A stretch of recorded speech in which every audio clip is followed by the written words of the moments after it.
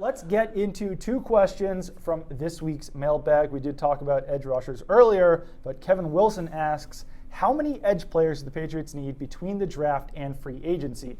We did say earlier that they only have Trey Flowers, Geno Grissom, and Rob Ninkovich on their roster right now. It doesn't appear as though they're going to bring back Jabal Sheard. Chris Long already said that he's not returning. So I'm looking at 3 or 4 here, honestly, because for training camp, you've got a 90-man roster. You need all the players you can get. So I say they draft one, maybe sign 1 or 2, and then bring in the undrafted free agent or whatever you have.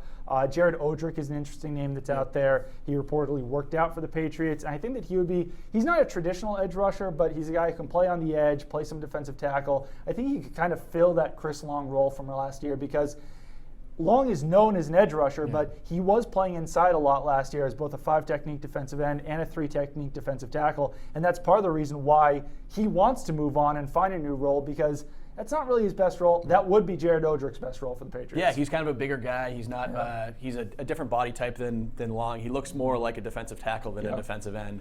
But I agree with you. I mean, they're gonna, especially since Geno Grissom has really been mainly a special teamer. He hasn't. You can't count on Geno Grissom. Yeah, you can't count on him, pencil him into the defensive depth chart at all. I mean, maybe he makes a leap. He's a talented player, but really right now you're looking at 2 legitimate defentive players. And maybe McClellan. And maybe McClellan, but McClellan plays mostly linebacker. And right now they're pretty light at linebacker too. So it's not like they have tremendous depth in this defense, especially in the front 7. Absolutely. Second question here. Do you think the Patriots will go extremely heavy on defense at the draft, especially if we lose Hightower, Ryan, Sheard, and Branch? Yeah, basically. I mean, as we've been saying the last 2 shows here, Patriots don't have a ton of needs on offense. They don't need a quarterback if they're not going to trade Jimmy Garoppolo. They don't really need a wide receiver, maybe a slot receiver for the future. Don't really need offensive line help, so you're really only looking at running back and tight end. So I think that they will probably go pretty heavy on defense here. I mean, yeah, that's definitely where their needs are. I do think it will depend slightly on some of their free agents on offense, whether LeGarrette Blount's back, whether Martellus Bennett's back.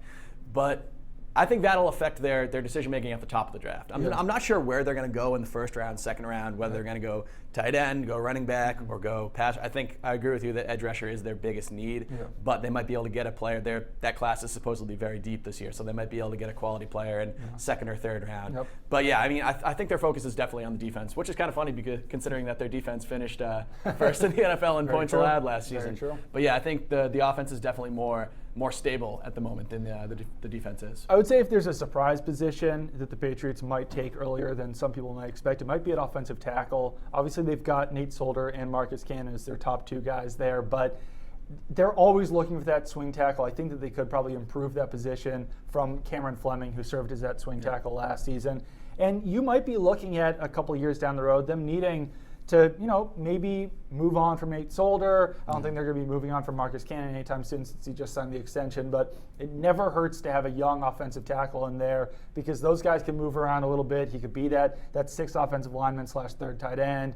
He could be a guard potentially. So I think that's a position that they could address. Yeah, that's a good call. I mean, Fleming is a restricted free agent this year. Then Nate Solder is scheduled to hit free agency next year. He'll be getting up there in years by that point. I mean, he had a great season this year. He really bounced back after a couple disappointing injury-riddled seasons before. But yeah, he's going to be a free agent next year. There could be. It depends on what they want to do with Cameron Fleming. I think they can.